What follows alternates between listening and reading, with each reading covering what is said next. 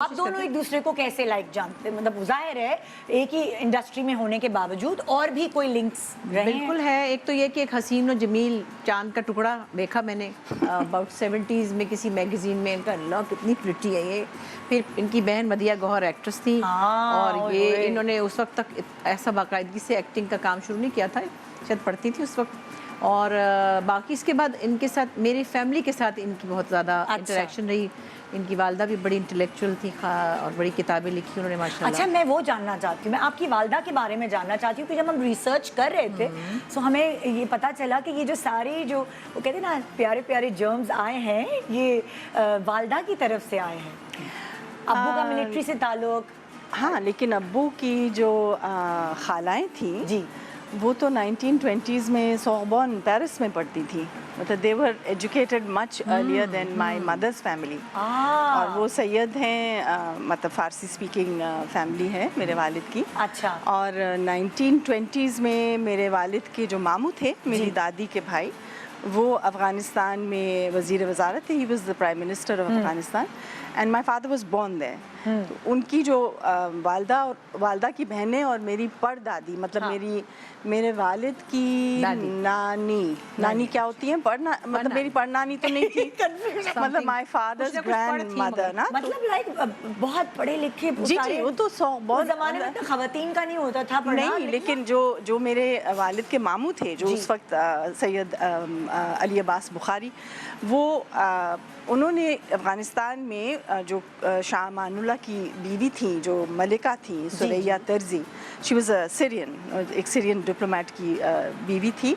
उनके साथ मिलकर उन्होंने बहुत यानी प्रोग्रेसिव रिफॉर्म्स लेकर आए थे।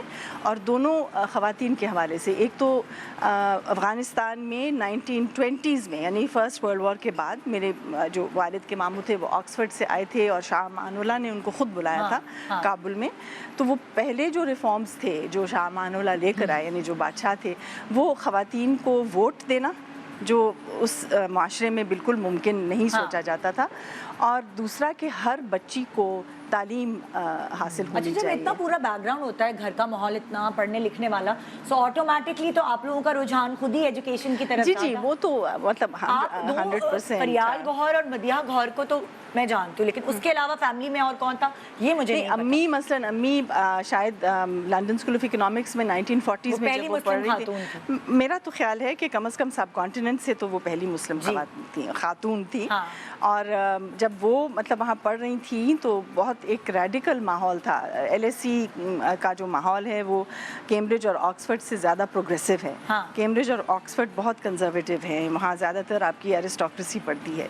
लेकिन LSE में दुनिया जहाँ के जो आप समझ रहे हैं रोशन ख्याल प्रोफेसर्स और ज़ाहिर है उस तरह के आपके जो स्टूडेंट बॉडी है, तो अम्मी का क्योंकि ताल्लुक साउथ अफ्रीका से था, उनकी पैदाइश केप टाउन की थी। अच्छा। और वो बहुत रेडिकल थी अपनी बचपन से। वो पाकिस्तानी ना? नहीं, वो पाकिस्तानी तो बनी जब मेरे वालिद से मतलब शादी हुई। साउथ अफ्रीका से ताल्लुक था उनका लाइक? जी, but she was of Indian origin ना, मतलब they were from an Indian Muslim. Madras नहीं, बॉम्बे, बड़ौदा।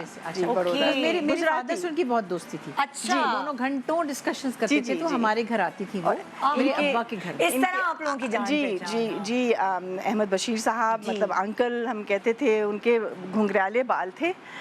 अगर मुसरत मिसबा ने मेरे बाल सीधे ना किए होते तो मेरे जैसे थे। हमें आपके बाल याद है, मुझे तो अच्छे से याद है।